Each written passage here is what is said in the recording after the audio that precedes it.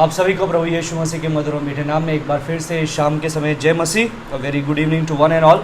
आप सभी का हम स्वागत करते हैं इस शाम के समय जो परमेश्वर ने हमको दिया, जबकि हम परमेश्वर के वचन का अध्ययन करने के लिए परमेश्वर के सम्मुख आते हैं। तो आइए हम अपने जीवनों को परमेश्वर के हाथों में समर्पित करें और इस शाम के समय जबकि हम परमेश्वर के वचन से देख रहे हैं कि परमेश्वर का कार्य परमेश्वर के तरीके से परमेश्वर की महिमा के लिए किस प्रकार से किया जाना है, आइए हम वचन में जाएंगे और वचन में जाने से पहले हम प्रार्थना करेंगे। आइए प्रार्थना करें। धन्यवाद देते हैं परमपिता परमेश्वर इस समय के लिए जो तूने हमारे जीवन में दिया। प्रभु परमेश्वर हम तेरा धन्यवाद देते हैं कि तूने हमको मौका दिया एक बार फिर से तेरे सम्मुख आने के लिए, तेरे वचन में मनन करने के लिए और देखने के लिए कि तेरा कार्य तेरे तरीके से और तेरी महिमा के लिए किस प्रकार से किया जाना है। सारी बातों में तेरे नाम को मान, महिमा, आदर, गौरव, प्रशंसा देते हैं। यीशु नासरी के नाम से मांगते हैं, सुनो ग्रहण का पिता। आमीन आमीन आमीन। परमेश्वर आप में से प्रत्येक को आशीष दे।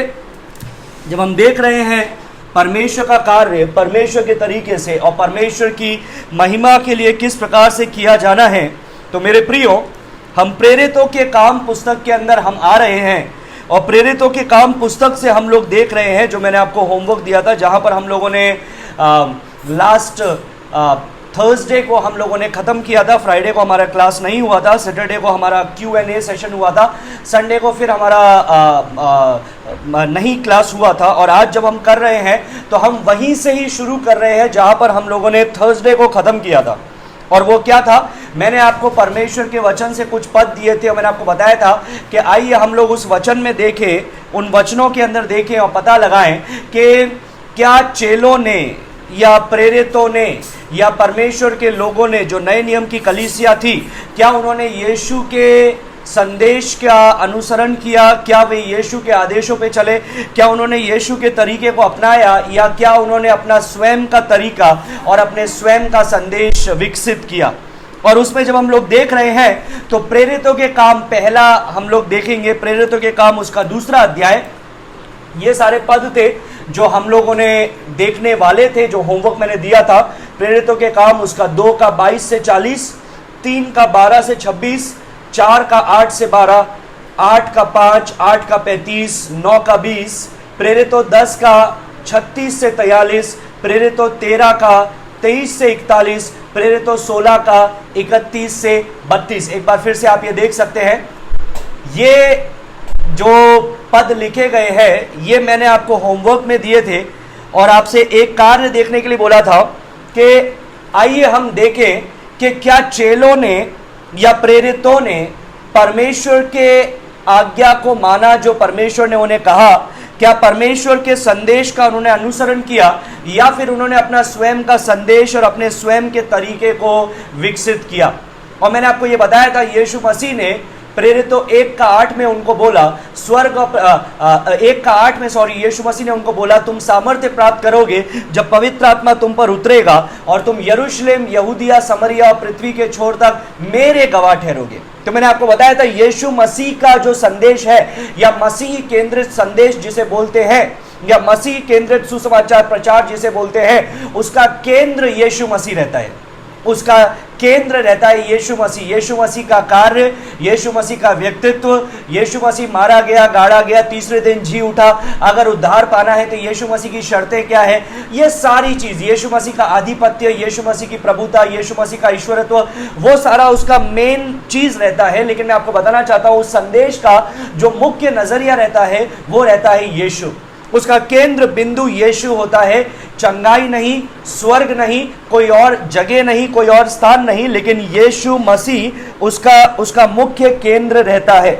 इस बात को ध्यान में रखते हुए आइए हम लोग पहले प्रचार की ओर जाएंगे जो पतरस के द्वारा किया गया था। आइए हम लोग देखेंगे प्रेरितों के काम उसका दूसरा अध्याय, उसका 12 से 40 पहला पद, प्रेरितों 2 22 से 40। ये 22 से 40 जो है ये पतरस का भाषण है, पतरस का प्रचार है। ये पहला प्रचार है जो आप देख रहे हैं परमेश्वर के वचन में प्रेरितों के द्वारा।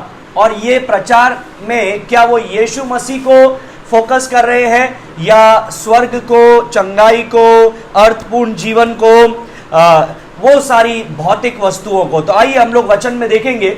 सबसे पहले 22वें पद को पढ़ते हैं। वहां पर लिखा है, इसलिए ये बातें सुनो, यीशु नासरी एक मनुष्य था जिसका परमेश्वर की ओर से होने का प्रमाण उन सामर्थ्य के कामों और आश्चर्य के कामों और चिन्हों से प्रकट है जो परमेश्वर ने तुम्हारे बीच उसके द्वारा कर दिखाए, जिसे तुम आप ही जानते हो।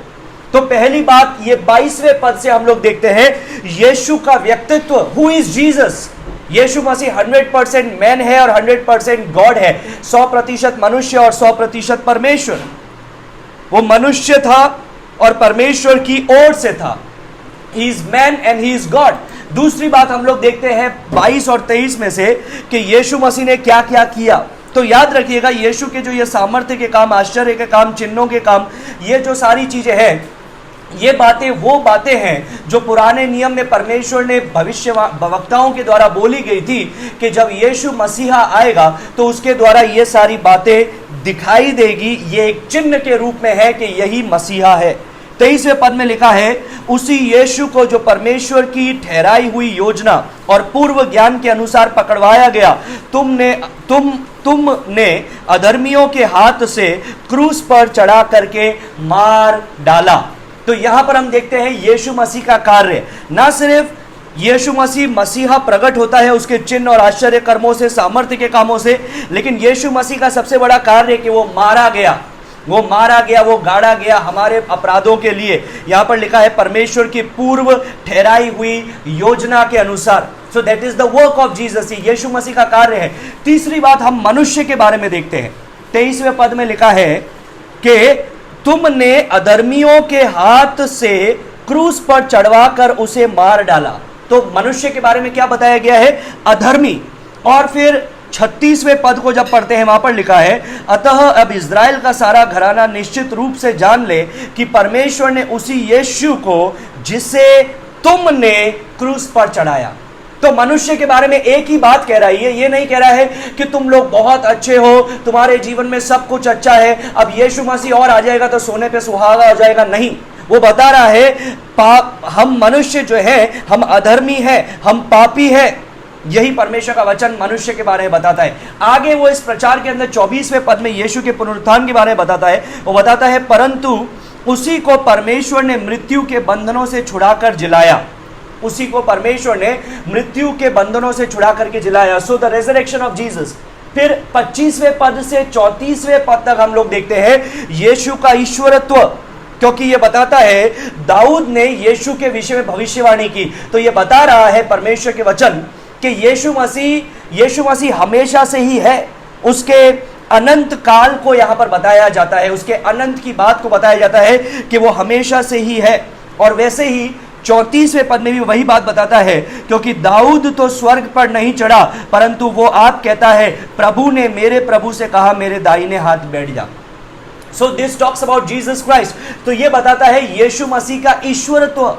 फिर वो आगे अपने प्रचार में 36वें पद में बताता है यीशु मसीह की प्रभुता, द लॉर्डशिप ऑफ जीसस। 36 में लिखा है, अतः अब इज़राइल का सारा घराना निश्चित रूप से जान ले कि परमेश्वर ने उसी यीशु को जिसे तुमने क्रूस पर चढ़ाया, प्रभु भी ठहराया और मसीह भी। So this talks about the lordship of Jesus. ये यीशु मसीह के प्रभुता के बारे में वर्णन करता है। फिर 38वें पद में, यहां पर 37वें पद में लिखा है, सुनने वालों के हृदय छिद गए और उन्होंने बोला, हे भाइयों हम क्या करें। अब सुनिए, पतरस ने ये नहीं बोला कि ठीक है बाकी चेले हैं, वो लोग एक गीत गाएंगे और जब वो गीत गा रहे हैं तब तुम धीरे धीरे आगे आओ, अपने हाथ को उठाओ और मैं जो प्रार्थना बोल रहा हूं उसको तुम दोहराओ।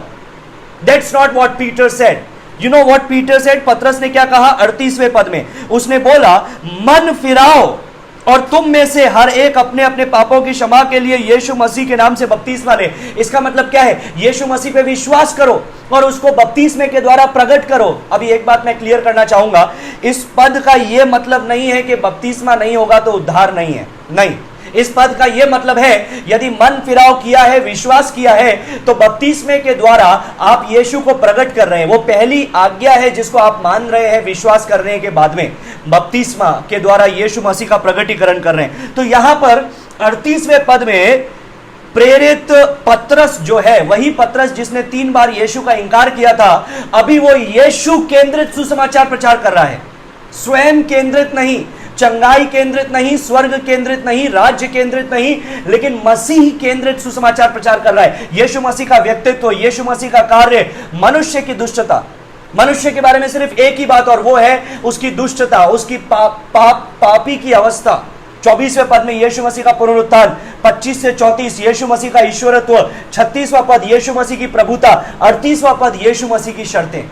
तो आप मुझे बताइए, क्या यह संदेश मसीही केंद्रित है या कोई और चीज केंद्रित है? नहीं मेरे प्रियो, पतरस ने nothing about heaven, nothing about healing, nothing about fully meaningful life. क्या यीशु मसीह चंगाई नहीं देगा? देगा। क्या यीशु मसीह स्वर्ग लेकर के नहीं जाएगा? जाएगा। लेकिन मुख्य मुद्दा यह नहीं है कि स्वर्ग जाना है इसलिए यीशु चाहिए, चंगाई पानी है इसलिए यीशु चाहिए। मुख्य मुद्दा यह है कि मुझे यीशु चाहिए क्योंकि वही मुझे अनंत जीवन दे सकता है, वही मुझे बदल सकता है। और जब वो मुझे बदलेगा तो वो बाहर से अंदर से बाहर बदलेगा, ना सिर्फ आत्मिक चंगाई लेकिन शारीरिक बातों में भी वो मुझे आशीष देगा।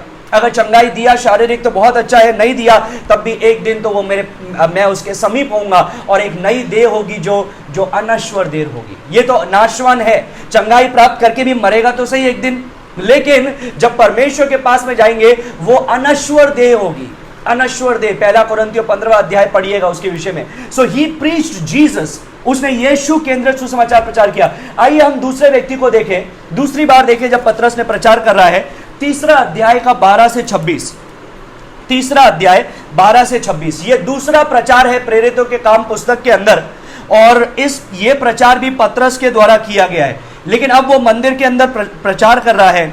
अब हम देखते हैं क्या उसका प्रचार बदल गया या उसका प्रचार पहले जैसा है। 14वें पद में वो बोलता है, तुमने उस पवित्र और धर्मी का इंकार किया। तो सबसे पहले ये क्या बता रहा है? यीशु की पवित्रता को बता रहा है, यीशु की धार्मिकता को बता रहा है। फिर वो 12 और 13 पद के अंदर हम लोग देखते हैं, थोड़ा पहले जा रहे हैं, 12 और 13 पद के अंदर it talks about the deity of Jesus. वो यीशु के ईश्वरत्व का वर्णन कर रहा है। यहां पर बताता है, हे इस्राएलियों, तुम इस मनुष्य पर क्यों आश्चर्य करते हो और हमारी ओर क्यों इस प्रकार देख रहे हो कि मानो हम ही ने अपनी सामर्थ्य या भक्ति से इसे चलने फिरने योग्य बना दिया। अभी यहां पर क्या हुआ था? यहां पर चंगाई हुई थी, एक लंगड़ा भिखारी चलने लगा था, यहां पर एक चंगाई हुई है, आश्चर्य कर्म हुआ है। लेकिन याद रखिए, पतरस मुख्य केंद्र आश्चर्य कर्म को या चंगाई को नहीं बना रहा है, वो केंद्र यीशु को बना रहा है। चंगाई हुई, यीशु मसीह ने चंगाई दी, लेकिन मुख्य केंद्र चंगाई नहीं बन रही है, मुख्य केंद्र यीशु बन रहा है। तो याद रखिए, एक परमेश्वर के एक दास ने सिलीगुड़ी में प्रचार किया था, मुझे बहुत अच्छा लगा। उन्होंने बोला, हम हमेशा चंगाई चंगाई चंगाई चंगाई चंगाई कहते हैं और कई बार वो नहीं होती है, लेकिन अगर हम यीशु यीशु यीशु यीशु यीशु कहें तो यीशु मसीह वो सारी चीजें भी करेगा जो उसके सामर्थ्य से होती है। तो मेरे प्रियो, यहां पर हालांकि यीशु मसीह ने चंगाई दिया, लेकिन केंद्र चंगाई नहीं है, केंद्र यीशु है। यीशु के ईश्वरत्व का वर्णन कर रहा है। 13वें पद में वो बताता है, अब्राहम, इसहाक और याकूब के परमेश्वर, हमारे बाप दादाओं ने के परमेश्वर ने अपने सेवक यीशु की महिमा की, जिसे तुमने पकड़वा दिया, और जब पिलातुस ने उसे छोड़ देने का विचार किया तब तुमने उसके सामने उसका इंकार किया। So it talks about the deity of Jesus। तीसरी चीज, मनुष्य के बारे में कुछ बताता है। 13 के अंत से 15वें पद तक वो मनुष्य के पापमय प्रवृत्ति के बारे में बताता है। तुम्हारे द्वारा वो क्रूस पे चढ़ाया गया, तुमने उसको क्रूस पे चढ़ाया। तो मनुष्य की दुष्टता, there is nothing to be glorified in our flesh।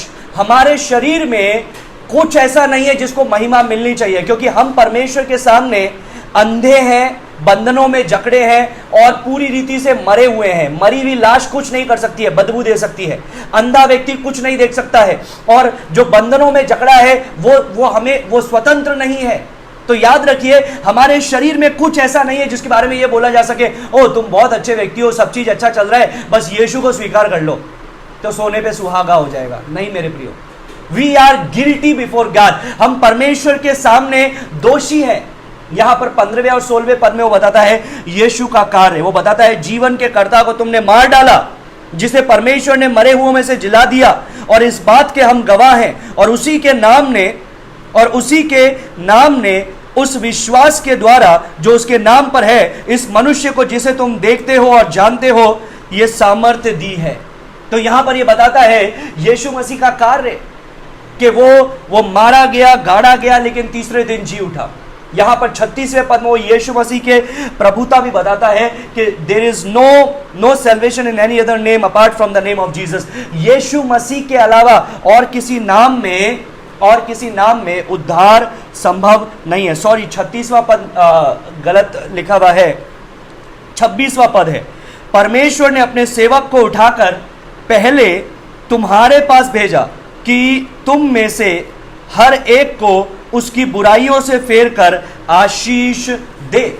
So he is Lord over all things. वो हर एक चीज के ऊपर प्रभुता है, उसी के नाम से उद्धार है। वही आया उद्धार देने के लिए, वही आया तुम्हें तुम्हारी बुराइयों से मुड़ाने के लिए। 19वें पद में वो बताता है यीशु की शर्तें, क्या करना है अगर यीशु के पास आना है तो। यहां पर 19वें पद में क्या लिखा है? अगर तुम यीशु को ग्रहण करना चाहते हो, अपना हाथ उठाओ, आगे आओ और प्रार्थना दोहराओ। नहीं, यहां पर भी ऐसा नहीं लिखा है। 19वें पद में लिखा है इसलिए मन फिराओ और लौट आओ कि तुम्हारे पाप मिटाए जाए, जिससे प्रभु के सम्मुख से विश्रांति के दिन आए। ये वही संदेश है मेरे प्रियो जो यीशु मसीह ने कहा, मन फिराओ और विश्वास करो क्योंकि स्वर्ग का राज्य आ पहुंचा है। ये वही संदेश है मेरे प्रियो जो यूहन्ना बपतिस्मा देने वाले ने कहा कि मन फिराओ क्योंकि परमेश्वर का राज्य निकट है। ये वही संदेश है जो यीशु मसीह ने अपने चेलों को बोला कि तुम मन फिराओ का प्रचार सब जगह पर करो, लोग मेरे नाम से विश्वास करें और परमेश्वर को पाए। यही संदेश उसने बताया।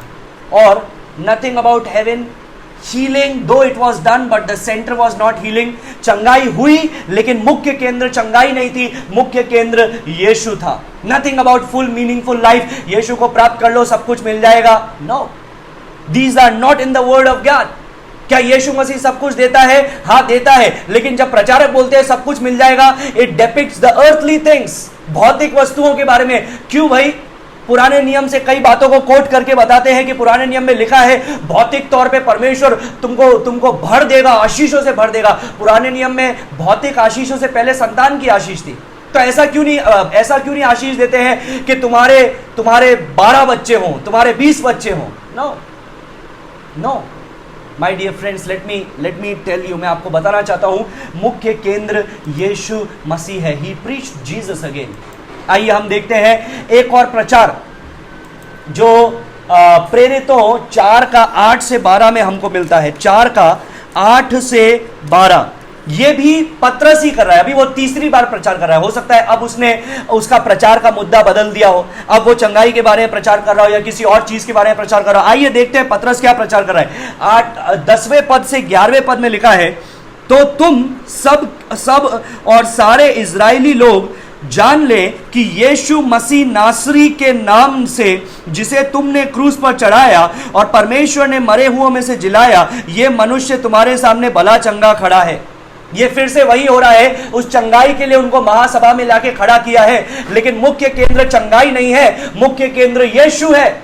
The person of Jesus, Yeshu Masih का व्यक्तित्व, यीशु नासरी जो तुमने जिसे क्रूस पे चढ़ा दिया, उसी के सामर्थ्य से ये भला चंगा खड़ा है। ये वही पत्थर है जिसे तुम राजमिस्त्रियों ने तुच्छ जाना और वह कोने के सिरे का पत्थर हो गया। So he preached the person of Jesus, Yeshu के व्यक्तित्व का प्रचार किया, यीशु के कार्य का प्रचार किया। 10वें पद में क्या लिखा है? वो मारा गया, गाड़ा गया, लेकिन वो मरे हुओं में से जी उठाया गया। 10वें पद में मनुष्य की दुष्टता के विषय में भी लिखा है, जब बोल रहा है वो पतरस कि तुमने क्रूस पे चढ़ाया। अरे इतनी शक्ति कहां से आई उसके पास में? वो तो डर रहा था ना, जिस रात यीशु मसीह पकड़वाया जा रहा था, वो तो डर के मारे यीशु को 3 बार इंकार किया। अभी इतना सामर्थ्य कहां से आया कि वो बोल रहा है तुमने उसे क्रूस पे चढ़ा? ये सामर्थ्य है। 8वां पद, पतरस पवित्र आत्मा से परिपूर्ण होकर उनसे कहने लगा। When you are filled with the Holy Spirit, the focus will always be Christ, not man. जब आप आत्मा से भर जाओगे मेरे प्रियो, तो जो केंद्र होगा वो यीशु होगा, ना कि मनुष्य और मनुष्य की जरूरतें। ये बार बार आपको देखने के लिए मिलता है और नए नियम में हर जगह पर लिखा है, जब जब वो पवित्र आत्मा से भर गए उन्होंने यीशु का प्रचार किया। आज हम लोग सोचते हैं पवित्र आत्मा से भरने के दूसरे मतलब है। बहुत सारी चीजें हमको पता है, ओ आत्मा पाओ, अब तुम आत्मा पा लिया और आत्मा पाने के बाद में बहुत सारी बातें, वो गवाह नहीं बनते, बाकी सब कुछ करते। तो मुझे कभी कभी डाउट होता है क्या ये सचमुच पवित्र आत्मा का सामर्थ्य है? या उनकी खुद की भावना के द्वारा उभारे जा रहे हैं. It is just emotions. No, when you are filled with the Spirit, you will preach Jesus, and the focus of the message will not be healing or heaven or any other thing but Jesus, because He is the first and foremost. जब आप आत्मा से भर जाएंगे तो कोई और चीज का प्रचार नहीं करेंगे, यीशु का प्रचार करेंगे, अपने आप का भी नहीं, क्योंकि यीशु मसीह ने बोला जब पवित्र आत्मा आएगा तो वो मुझ पर रोशनी डालेगा, मेरे बारे में तुमको बताएगा. रेजरेक्शन ऑफ जीसस 10वें पद में वो मरे हुओं में से जिलाया गया. 11वें पद में यीशु का ईश्वरत्व वो बताता है, ये वही पत्थर है तुम राजमिस्त्रियों ने तुच्छ जाना, लेकिन वो कोने के सिरे का पत्थर हो गया. ये वही भविष्यवाणी है जो मसीहा के बारे में पुराने नियम में लिखी है. द लॉर्डशिप ऑफ जीसस, कोने का पत्थर मतलब क्या है? वही है सब कुछ. ही is the Lord over all things. वो सब बातों पे प्रभुता करने वाला है. ये सैल्वेशन इन जीसस अलोन, फिर से ये गलत आ रहा है. सैल्वेशन इन जीसस अलोन, उद्धार सिर्फ यीशु मसीह के द्वारा है. 12वें पद में लिखा है किसी दूसरे के द्वारा उद्धार नहीं. ये 36 नहीं है, 12 है. किसी दूसरे के द्वारा उद्धार नहीं, क्योंकि स्वर्ग के नीचे मनुष्य में और कोई दूसरा नाम नहीं दिया गया जिसके द्वारा हम उद्धार पा सके.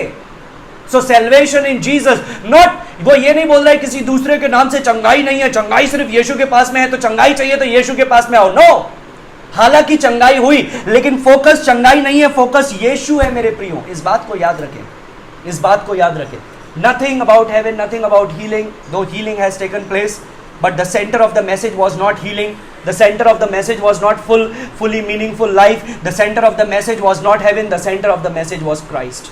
जो प्रचार का केंद्र है वो स्वर्ग नहीं है. हालांकि चंगाई की गई, लेकिन प्रचार का केंद्र चंगाई नहीं है. प्रचार का केंद्र सुखी समृद्ध जीवन नहीं है, प्रॉस्पेरिटी गॉस्पेल नहीं है, लेकिन यीशु मसीह है. He preached Jesus again. उसने फिर से तीसरी बार पतरस प्रचार कर रहा है और केंद्र है यीशु मसीह. आइए देखते हैं प्रेरितों 8 का 5 और 8 का 35. यहां पर पतरस प्रचार नहीं कर रहा है, यहां पर फिलिपुस प्रचार कर रहा है, जो 12 चेलों में से एक चेला नहीं था. ये फिलिपुस कौन था?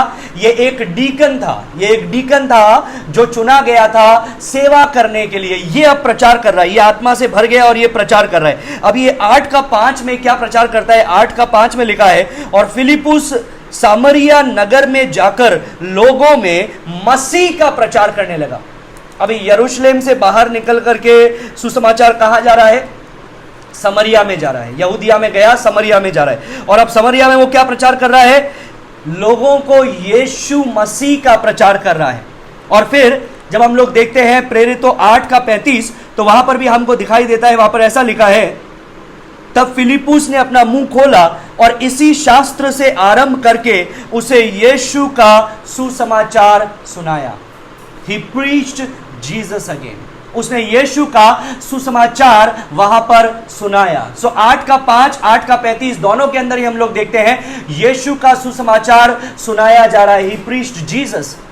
उसने यीशु का प्रचार किया, यीशु का प्रचार किया. Not health and wealth gospel, लेकिन यीशु का प्रचार उसने किया.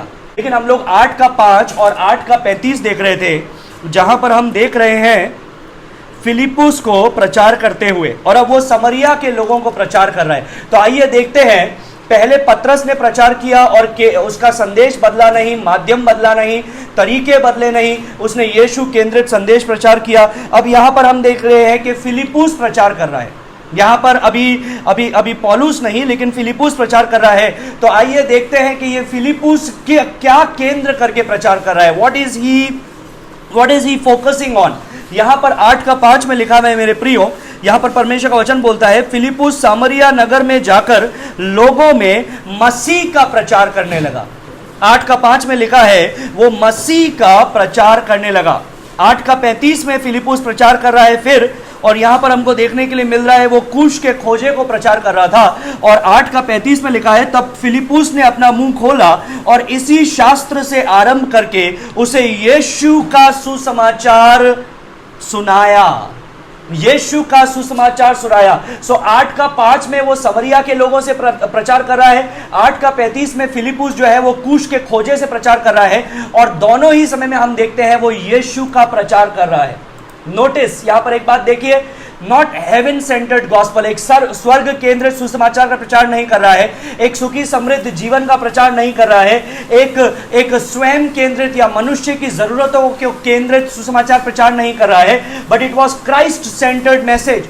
वो मसीह केंद्रित संदेश को वहां पर वो प्रचार कर रहा है, Christ centred message. 8:5 Philip, 8:35 Philip प्रचार कर रहा है और मसीह केंद्रित सुसमाचार का प्रचार कर रहा है। आइए हम लोग देखते हैं प्रेरितों 9:20 के अंदर, जहां पर पौलुस प्रचार कर रहा है। अभी पौलुस उन 12 चेलों में से नहीं था जिसे यीशु मसीह ने चुना और अपने साथ में 3.5 साल रखा, लेकिन पौलुस भी एक चुना हुआ प्रेरित था। परमेश्वर ने उसे भी प्रेरिताई दी और वो प्रेरित था, एक चुना हुआ।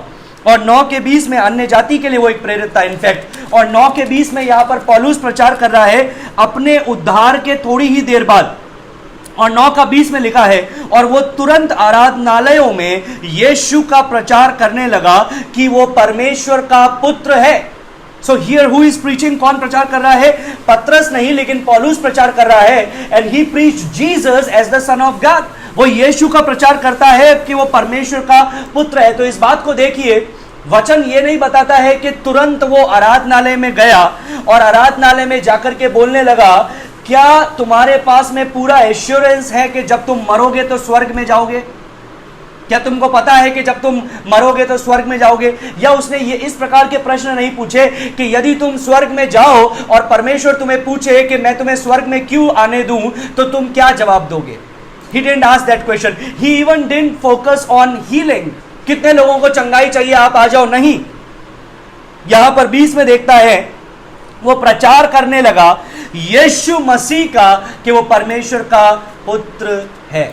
आइए आगे बढ़ते हैं, प्रेरितों 10:36 से 43। अब यहां पर फिर से पतरस प्रचार कर रहा है, लेकिन अब की बार पतरस अन्य जातियों के बीच में प्रचार कर रहा है। अभी हम लोग देखते हैं यहूदियों के बीच में तो उसने अलग प्रचार किया, क्या अन्य जातियों में उसका प्रचार बदल गया?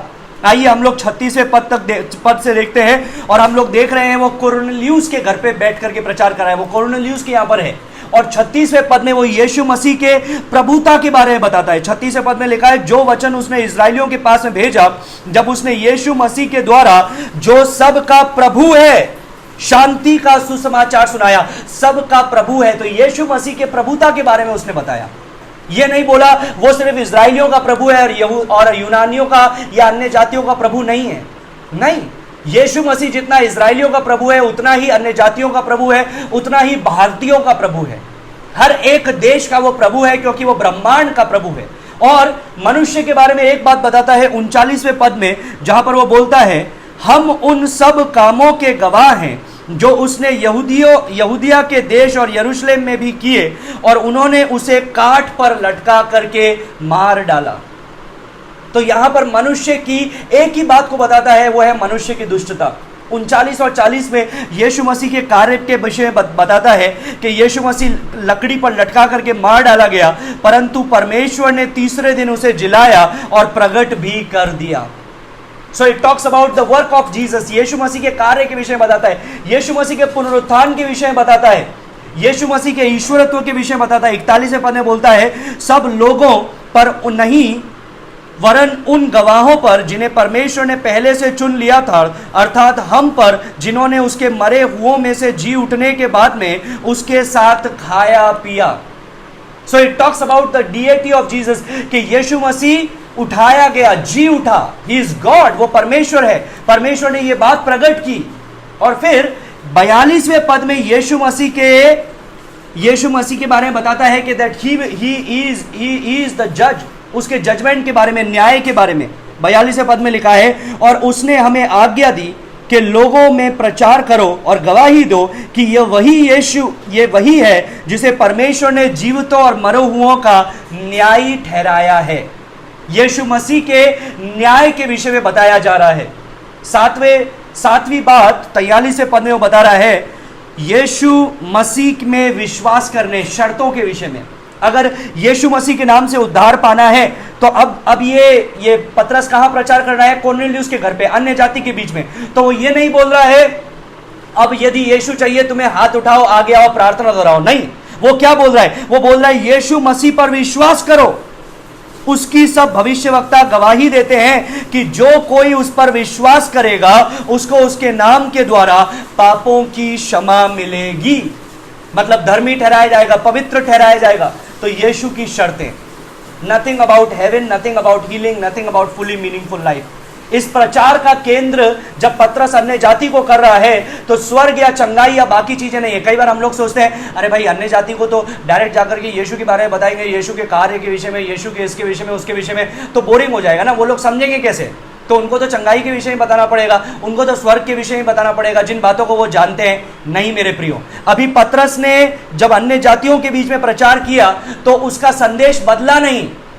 उसने ये नहीं बोला कि अच्छा यहूदी लोग यीशु की मृत्यु और ये सब जानते हैं, पुराने नियम को जानते हैं, तो उनको उससे प्रचार करता हूं। लेकिन अन्य जाति के लोग कुछ नहीं जानते, तो आओ मैं संदेश को बदल दूं, चंगाई कर दूं या दूसरी बात कर दूं। उसने ये वहां पर जाकर के कॉर्नेलियुस के घराने से नहीं कहा कि आप जितने लोग स्वर्ग जाना चाहते हैं आगे आ जाइए, जितने लोग चंगाई पाना चाहते हैं आगे आ जाइए। नहीं, you know what he did? आपको पता है उसने क्या कहा? उसने कहा यीशु मसीह पे विश्वास करो। उसका प्रचार का केंद्र था यीशु की प्रभुता, उसके प्रचार का केंद्र था मनुष्य की दुष्टता। मनुष्य के बारे में सिर्फ एक बात, उसकी दुष्टता। मसीह का कार्य, मसीह का पुनरुत्थान, यीशु मसीह का ईश्वरत्व, यीशु का न्याय, यीशु की शर्तें। तो आप मुझे बताइए, प्रचार का केंद्र जब अन्य जाति को की जा रहा है तो चंगाई है, स्वर्ग है, सुखी समृद्ध जीवन है, पैसा है या यीशु है? It's Jesus, Jesus, Jesus and always Jesus. Yeshu है, ही प्रीच्ड जीसस।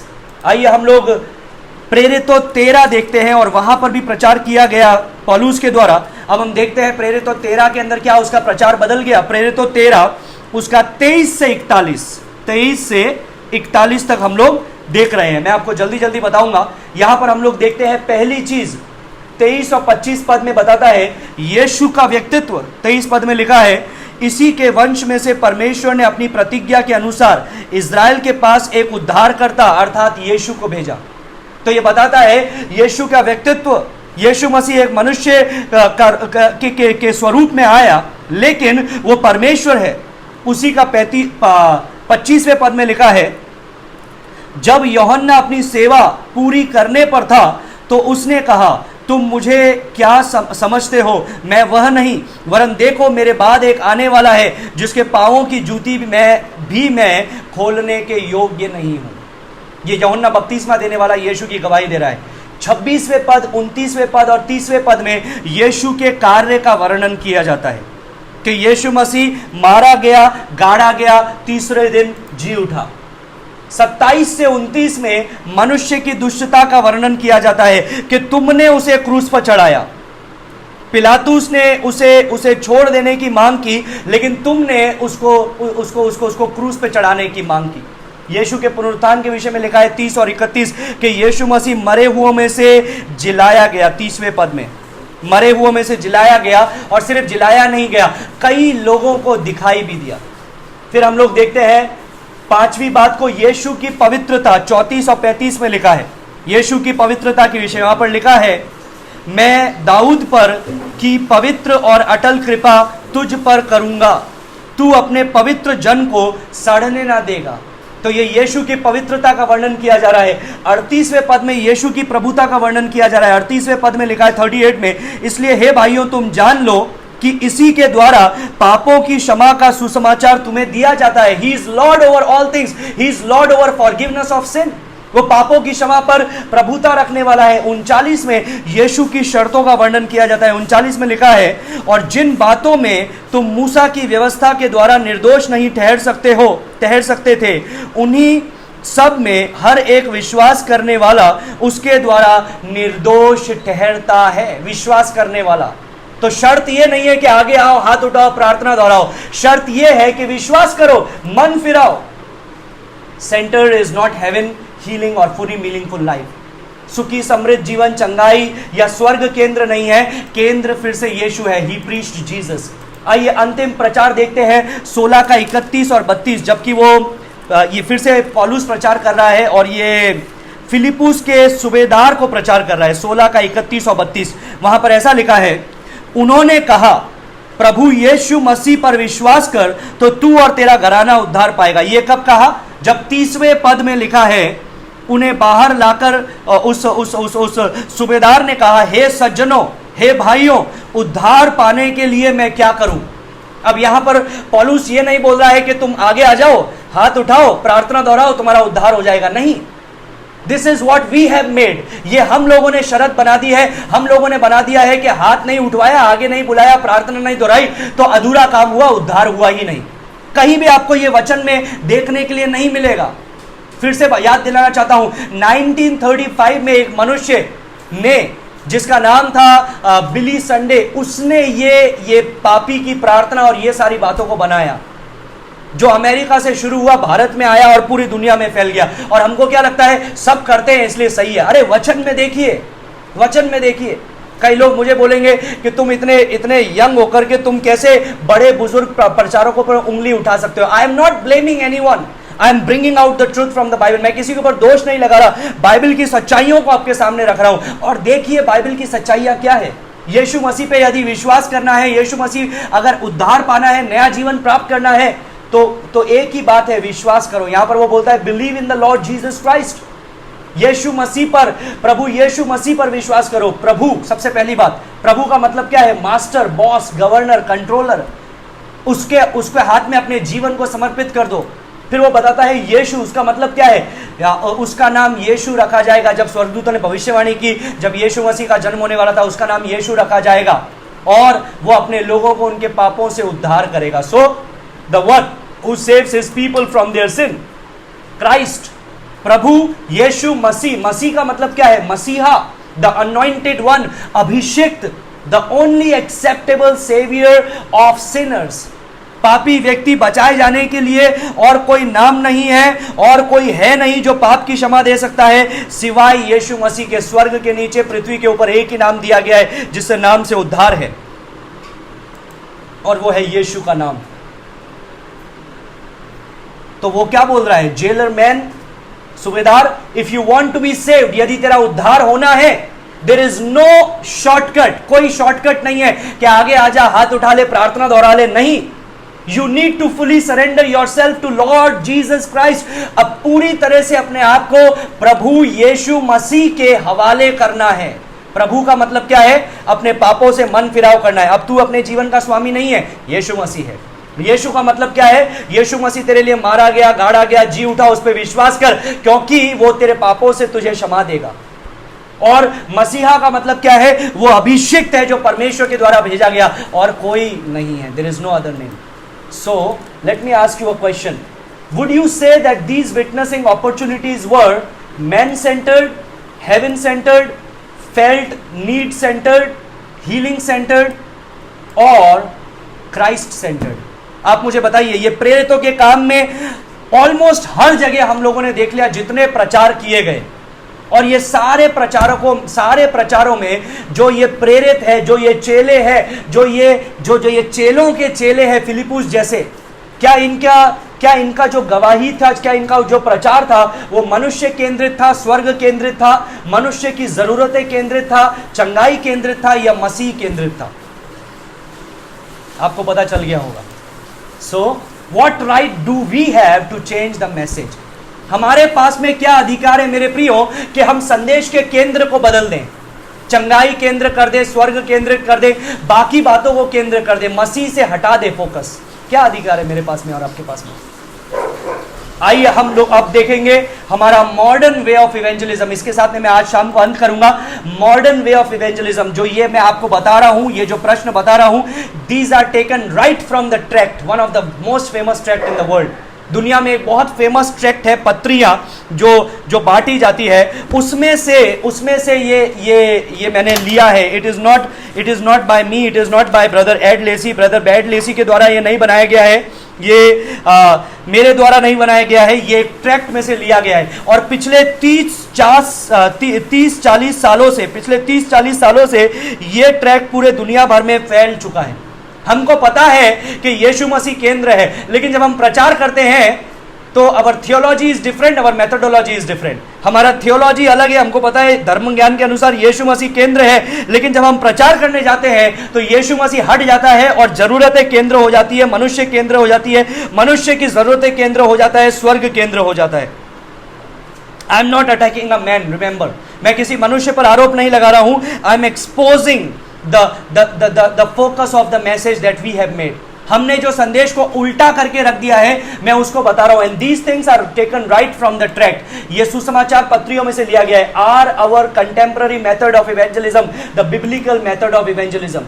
इंजीलवाद के या सुसमाचार प्रचार के हमारे समकालीन तरीके क्या इंजीलवाद के पवित्र शास्त्रीय तरीके हैं? सबसे पहला क्वेश्चन इस ट्रैक्ट में जो लिखा गया है वो है, do you know for sure that you are going to be with God in heaven? यह सबसे पहला प्रश्न है जो इस ट्रैक्ट में लिखा गया है, जो इस सुसमाचार पत्री में लिखा गया है। और यह प्रश्न क्या है? क्या आपको यकीन है कि आप स्वर्ग में परमेश्वर के संग होंगे? क्या आपने यह कभी किसी से प्रश्न पूछा सुसमाचार सुनाने के लिए? मैंने बहुत पूछा है जब मैं प्रभु में नया नया आया था और सुसमाचार प्रचार कर रहा था। लेकिन जब मुझे पता चला कि यह जो प्रश्न है इसका केंद्र यीशु नहीं है, स्वर्ग है, मैंने ऐसे प्रश्न को उपयोग में लेना बंद कर दिया। ये आपने सुना होगा कई प्रचारकों को कहते हुए, because it is taken right from the tract. ये एक सुसमाचार पत्री में से लिया गया है। और पहला प्रश्न है, क्या आपको यकीन है कि आप स्वर्ग में परमेश्वर के संग होंगे? गुड क्वेश्चन, अच्छा प्रश्न है, but there is one problem. Jesus never asked this question. Yeshu Masih ने कभी भी किसी से यह प्रश्न नहीं पूछा।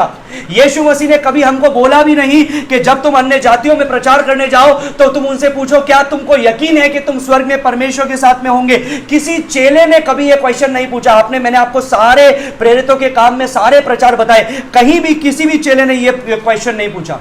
इनफैक्ट ये प्रश्न का जो उद्देश्य है वो स्वर्ग केंद्रित है, ना कि मसीही केंद्रित। Let's see the second question in this tract. दूसरा प्रश्न इस ट्रैक्ट में है, if God should ask you why should I let you into my heaven, what would you say? यदि परमेश्वर आपसे पूछे मैं तुम्हें क्यों अपने स्वर्ग में आने दूं, तो आप क्या कहेंगे? Another good question, but Jesus never asked this question. Yeshu Masih ने यह प्रश्न कभी नहीं पूछा। यीशु मसीह ने के चेलों ने कभी नहीं पूछा। यीशु मसीह ने कभी हमको बोला नहीं कि यह प्रश्न पूछो। और इस प्रश्न का उद्देश्य भी यीशु केंद्रित नहीं है, स्वर्ग केंद्रित है। तीसरा प्रश्न जो इस ट्रैक्ट में लिखा गया था, did you know that the Bible tells you how you can know for sure that you have eternal life and will go to be with God in heaven? क्या आप जानते हैं कि पवित्र शास्त्र, sorry for the wrong spelling, पवित्र शास्त्र आपको बताता है कैसे आप निश्चित रूप से जान सकते हैं कि आपके पास अनंत जीवन है और परमेश्वर के साथ आप स्वर्ग में रहेंगे। और इसको बताने के लिए एक पद भी दिया गया है, पहला यूहन्ना 5:13। वहां पर ऐसा लिखा है, मैंने तुम्हें जो परमेश्वर के पुत्र के नाम पर विश्वास करते हो इसीलिए लिखा है कि तुम जानो कि अनंत जीवन तुम्हारा है। क्या क्या क्या ये इसलिए लिखा गया है ताकि इस प्रश्न के द्वारा आप जाने कि अनंत जीवन आपका है? नहीं, यह लिखा गया है पहला यूहन्ना 5:13 5वें अध्याय में आता है। इससे पहले 4 अध्याय लिखे गए हैं और इसलिए वो बोल रहा है वो सारी बातें जो मैंने तुमको लिखी है वो इसलिए लिखी है ताकि तुम जानो कि तुम परमेश्वर के तुम्हारे पास में अनंत जीवन है, परमेश्वर के तुम संतान हो। मेरे प्रियो, इसलिए नहीं कि हमने एक प्रार्थना को दोहराया है, हाथ उठाया है, आगे आए हैं, नहीं नहीं। और विशेष करके अनंत जीवन स्वर्ग जाना नहीं है। यह प्रश्न तो यही कहता है अनंत जीवन परमेश्वर के साथ में स्वर्ग है, लेकिन अनंत जीवन स्वर्ग जाना नहीं है। यूहन्ना 17:3 में मैंने आपको बताया था अनंत जीवन यीशु को जानना है। चौथा प्रश्न जो इस ट्रैक्ट में लिखा गया है वो ये है, here is how you can know for sure heaven is a free gift.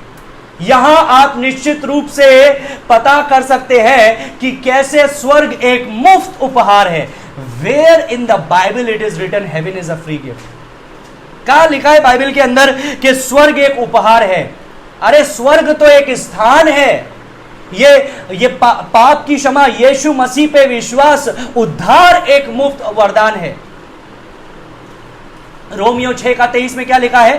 पाप की सजा मृत्यु है, पाप की मजदूरी तो मृत्यु है, लेकिन मसीह यीशु में अनंत जीवन परमेश्वर का एक वरदान है, अनंत जीवन। और वो अनंत जीवन स्वर्ग नहीं है मेरे प्रियो, वो अनंत जीवन यीशु को जानना है, वो अनंत जीवन यीशु का जीवन है।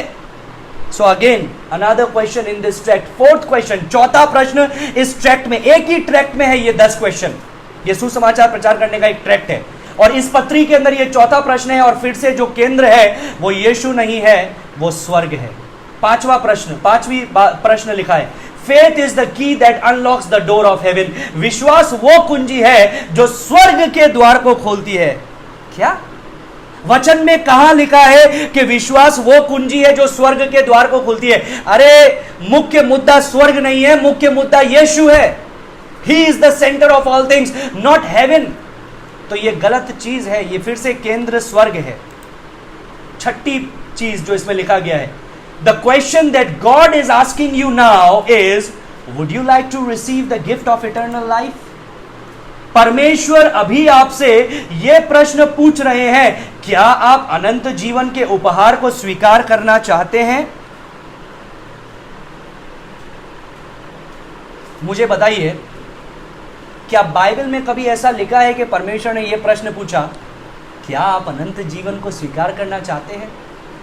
क्या बाइबल में यह लिखा है कि यूहन्ना बपतिस्मा देने वाला प्रचार करता हुआ घूमने लगा और बोलने लगा, क्या आप अनंत जीवन को स्वीकार करना चाहते हैं? क्या बाइबल में यह लिखा है कि यीशु मसीह आत्मा से भर करके वो मरुभूमि से निकला, 40 दिन सताए जाने के पश्चात वो बाहर निकला और आत्मा में भर करके प्रचार करने लगा और लोगों से कहने लगा, क्या आप अनंत जीवन पाना चाहते हैं? क्या बाइबल में कहीं यह लिखा है कि पतरस ने, पौलुस ने, फिलिपुस ने या बाकी किसी भी चेलों ने इस प्रकार का प्रश्न पूछा या इस प्रकार की बात कही कि परमेश्वर आपसे एक ही प्रश्न पूछ रहा है, क्या आप अनंत जीवन को स्वीकार करना चाहते हैं? मेरे प्रियो, एक मरा हुआ व्यक्ति क्या स्वीकार कर सकता है? एक अंधा व्यक्ति क्या देख सकता है? एक बंधनों में जकड़ा व्यक्ति स्वतंत्र ही नहीं है, वो तो गुलाम है। इसलिए यीशु मसीह ने बोला, तुम सत्य को जानो और सत्य तुम्हें स्वतंत्र करेगा। इसलिए यीशु मसीह ने बोला, जो मुझे प्राप्त करता है वो जीवन को प्राप्त करता है, ज्योति को प्राप्त करता है, क्योंकि मार्ग, सत्य और जीवन मैं ही हूं। तो परमेश्वर ने कभी यह प्रश्न नहीं पूछा लोगों से, क्या आप अनंत जीवन को स्वीकार करना चाहते हैं? और जब मैं ये प्रश्न बोलता हूं तो मैं परमेश्वर को छोटा बना देता हूं और एक पापी को जो मरा हुआ है, अंधा है और बंधनों में जकड़ा है, उसको मैं बड़ा बना देता हूं। नहीं मेरे प्रियो, नहीं। जीसस कमेंडेड, यीशु मसीह ने आज्ञा दी, मन फिराव करो, विश्वास करो। और यही चीज पतरस ने कहा 3000 लोगों से, मन फिराव करो, विश्वास करो, बपतिस्मा लो। यही संदेश कोर्नेलियुस के घर पे प्रचार किया गया, यीशु मसीह पे विश्वास करो। इट्स अ कमेंड, ये एक आदेश है, ये एक राय नहीं है कि क्या आप करेंगे ऐसा, अगर करेंगे तो अच्छा होगा, नहीं करेंगे तो भी चलेगा। No, it's a command. वो राजाओं का राजा, प्रभुओं का प्रभु है, वो आज्ञा देने वाला है।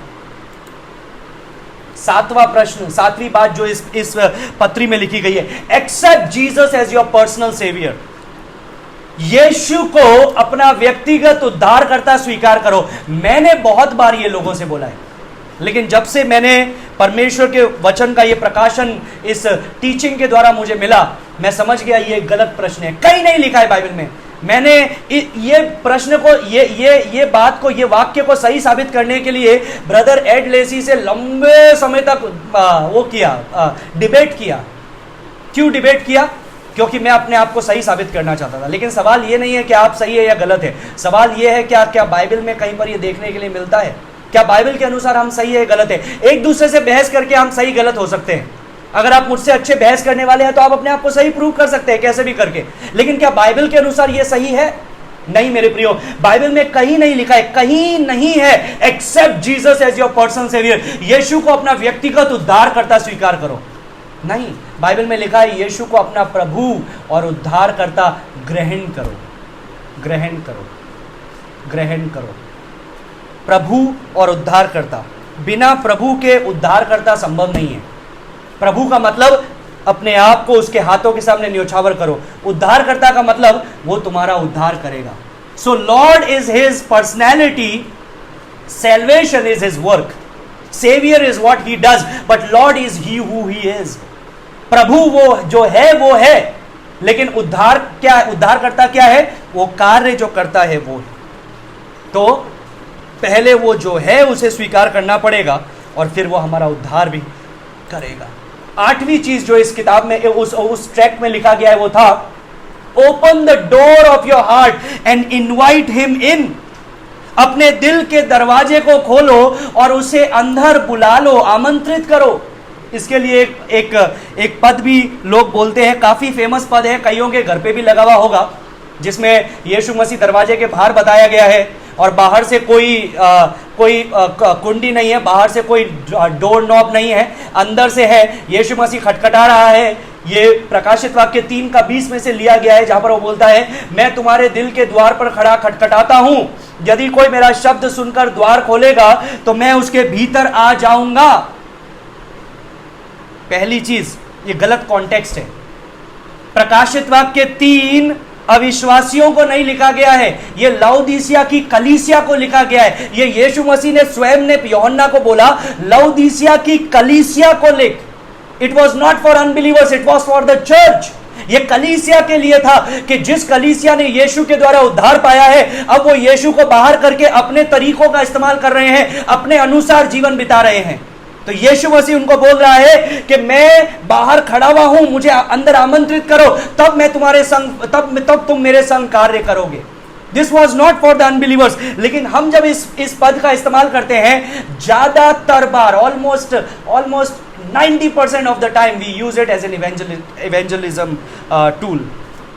एक सुसमाचार प्रचार करते हैं, उस समय इस पद को इस्तेमाल किया जाता है, जबकि ये अविश्वासियों के लिए नहीं है, ये कलीसिया के लिए है, कलीसिया के लिए। और अविश्वासी तो परमेश्वर के वचन से हम लोगों ने देखा था 3 चीजें। अविश्वासी की हालत कैसी है, वो मरा हुआ है। क्या मरा हुआ व्यक्ति उठ करके दरवाजा खोल सकता है? वो अंधा है, वो अंधेपन में है, उसको अंधेपन से प्रेम है।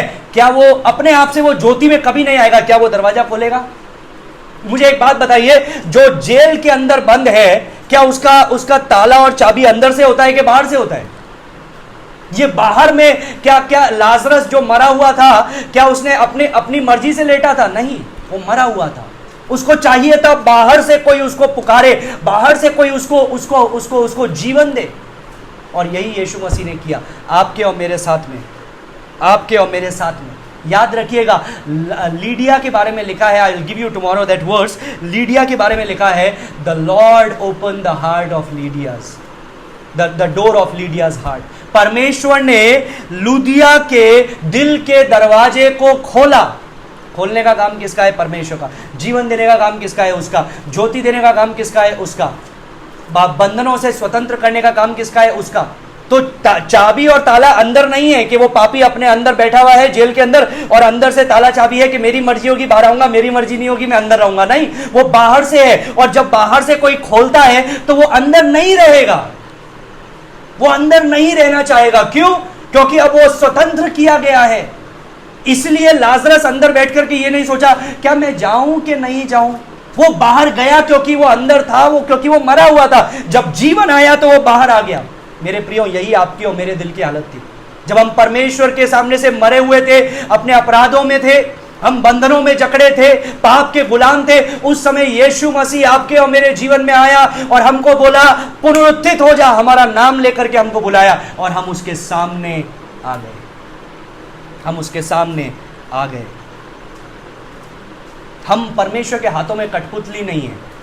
At the same time he has given us free will. उसने हमको स्वेच्छा भी दिया है, लेकिन वो स्वेच्छा तब तक नहीं होता है जब तक हम प्रभु को ना जाने।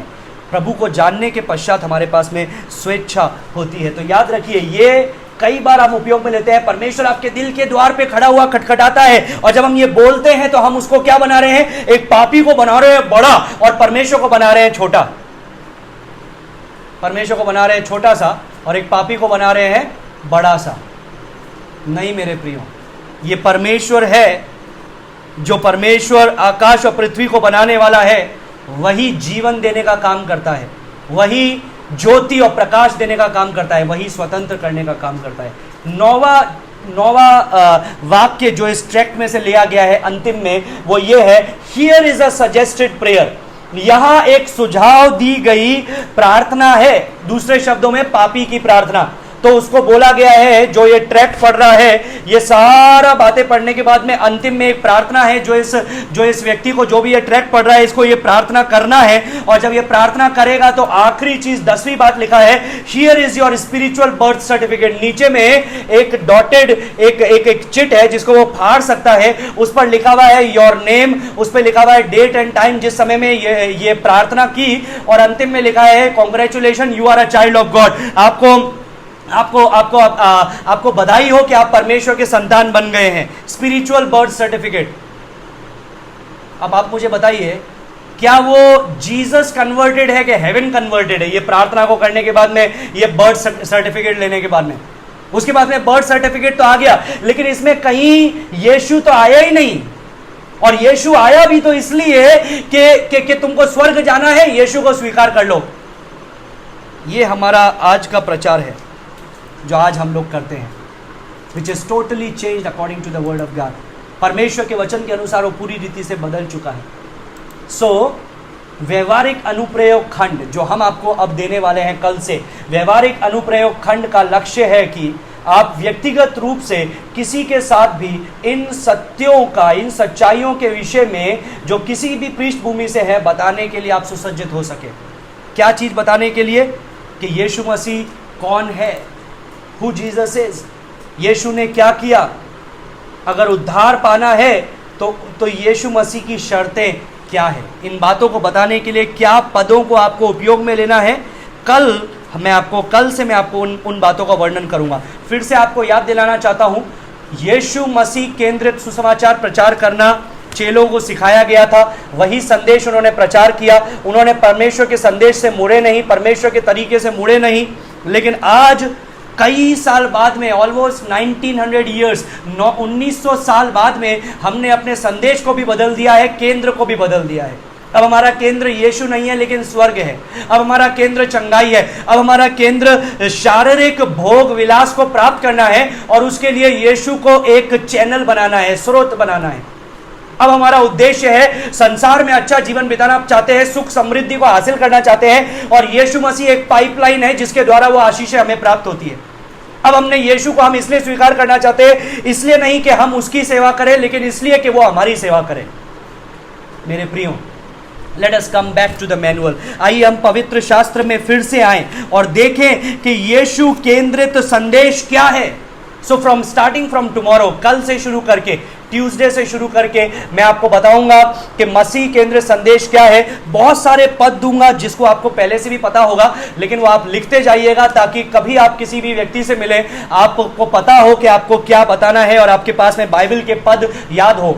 कभी कभी हमको याद नहीं होते हैं, तो वो याद हो। तो मैं आपको थोड़ा थोड़ा करके मैं आपको पद दूंगा, कोशिश कीजिएगा आप उसको लिख करके अपने बेडरूम में या कहीं पर भी जहां पर आप ज़्यादातर समय बिताते हैं, उधर में आप लिख करके उसको चार्ट पेपर पे या कैसे भी करके चिपका दीजिए, ताकि आप उसको बार बार दोहरा सके, आपको वो याद हो सके, ताकि जब कभी आपको वो ज़रूरत हो, परमेश्वर उन बातों को आपको याद दिलाए। परमेश्वर इन वचनों के स्वाद में आप में से प्रत्येक को आशीष दे। आइए प्रार्थना करें। धन्यवाद देते हैं परमेश्वर इस समय के लिए जो तूने हमारे जीवन में दिया। धन्यवाद देते हैं परमेश्वर कि तूने हमको यीशु मसीह के द्वारा बचाया, अनंत जीवन दिया जो यीशु को जानना है। धन्यवाद देते हैं परमेश्वर, हम पाप में, अपराधों में मरे हुए थे, तूने हमको पुनरुत्थित किया। हम अपने अंधेपन में थे लेकिन तूने हमको प्रकाश दिया। हम बंधुआई में थे, पाप के गुलाम थे, शैतान के गुलाम थे, लेकिन तूने हमें स्वतंत्र किया। प्रभु, हम प्रार्थना करते हैं कि हम फिर से हमारे संदेश से मुड़ करके स्वर्ग केंद्रित संदेश, चंगाई केंद्रित संदेश, सुख समृद्धि केंद्रित संदेश, उनसे मुड़ करके मसीह केंद्रित संदेश को जाने, पहचाने, उससे अपने मनों को भर लें, ताकि जब हम मुंह खोले तो मसीह मसीह मसीह और मसीह निकले। सारी बातों में तेरे नाम को महिमा देते हैं, यीशु नासरी के नाम से मांगते हैं, सुनो ग्रहण का पिता, आमीन आमीन आमीन। परमेश्वर आप में से प्रत्येक को आशीष दे। We will see you tomorrow. Thank you, God bless you.